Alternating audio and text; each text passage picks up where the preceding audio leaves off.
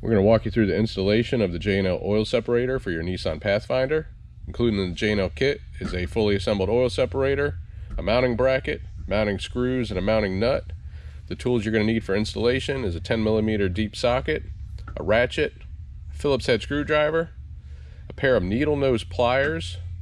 But if you have these long pairs, a long straight and a long 90, it will make your installation significantly easier. These can be bought pretty inexpensively at your favorite local tool place or online. Let's get started. Our first step, we're going to prep our oil separator for install. We're going to do that by mounting the bracket to the oil separator. You'll notice that there's a J&L logo on both of them. So go ahead and make sure those two logos align. And then use the supplied screws.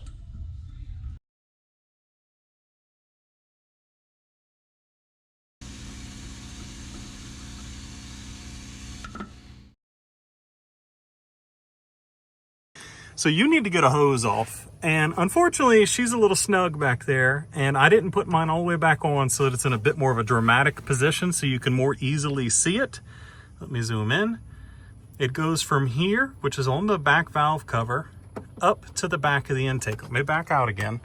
See where I am?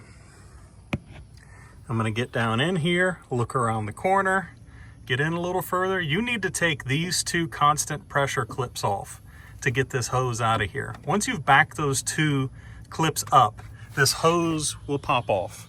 Now, as a suggestion to you to be able to get this hose off easier, I've got these two guys here, some nice long needle nose. This could be done with short needle nose and some patience. Just be fair warned, they're a little snug.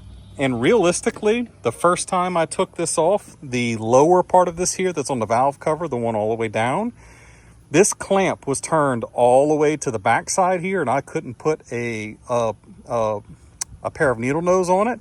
So I got the upper one off, and then I just reached in there kind of like this, where I could get a really good grip on it, and I twisted and pulled and forced it to come off with the constant pressure clamp. There's no barbs on those fittings down there, so you can force this to come off just with a good strong hand and forearm if you've got one. So once you've got this guy off, I'm gonna hand the camera to Seth. Once you've got this guy off, you need to save these constant pressure clamps because they're better than a worm clamp. So I'm gonna take them off, and we're actually gonna reuse them on our J&L setup. So you're gonna watch me slip that on there, let it go. And then same thing here, squeeze it, slip it on there. Be mindful, kind of put this in position and look at where the hoses go on the thing that the intake manifold and the valve cover, because don't leave these clamps in a position where you can't get your needle nose on them. Like the factory screwed me and they had the clamp turned the other way around. Make sure that like where this goes down to the valve cover, I actually need to rotate this one further this way so that the prongs are here rather than here, so that I can actually get to it with my needle nose pliers. So once you've got this guy on here, I suggest rather than bolting here onto that stud immediately, now the catch can's in the way of you actually using your needle nose pliers unless you have some very thin arms. So I'm actually going to just take the can and rest it right here, and then I'm going to connect my hoses. Now, as you saw with me designing this is the dirty side. This one goes to the valve cover. The valve cover is the one that's down low over here, right? It's the one that's all the way down, and then the clean side is the one that's all the way up here on the actual intake. So right-hand side is dirty. It goes to the valve cover. The left-hand side of the can, or the passenger side of the can, is going to be the one that goes all the way up to the clean side, the throttle body intake back there.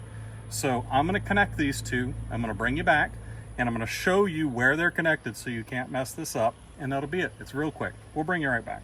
All right, so I've put the dirty side on first because it's going to be the most difficult one. And like I said, if you get the clamp in just the right place, it's super easy to grab it with your pliers. And then I'm going to take the can and push it down and out of my way here on the side of the motor.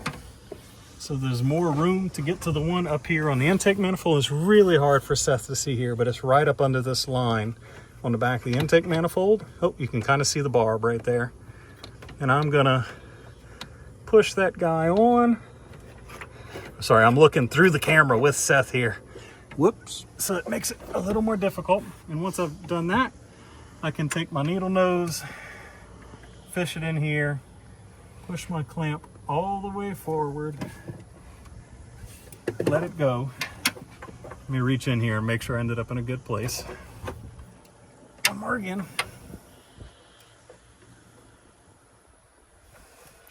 You can actually look across the top of the motor right here and see it.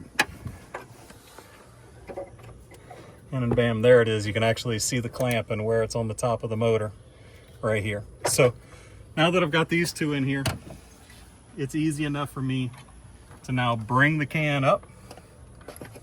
We're gonna slip the can onto its stud. Seth has already got the nut ready for me. I'm gonna run the included nut down onto the stud. I'm gonna hold, you see how the can's a little bit above level right now? I'm gonna hold the can all the way up above level. Don't worry about that, we're gonna fix it in a second.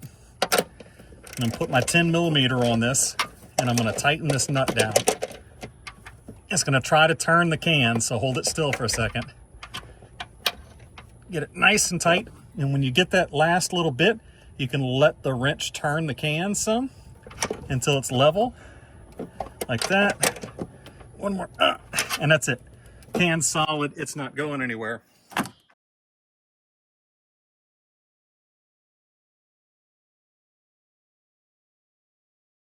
A common question here is, for one, why catch can? This motor is direct injected and it doesn't have port injection, which means there's no fuel washing over the back of the valves. And because of that, over time, that oil that's not being captured by a can, if you don't have one, will find its way onto the back of the valves, mix with other grime in the engine and just coke carbon, burnt carbon up on the back of the intake valves, which requires a costly maintenance where you have to actually pull the intake off and walnut blast the back of the valves to clean them up, because you'll lose power, you start throwing check engine lights, it's bad. Some cars, that's as soon as 30,000 miles, they start having issues.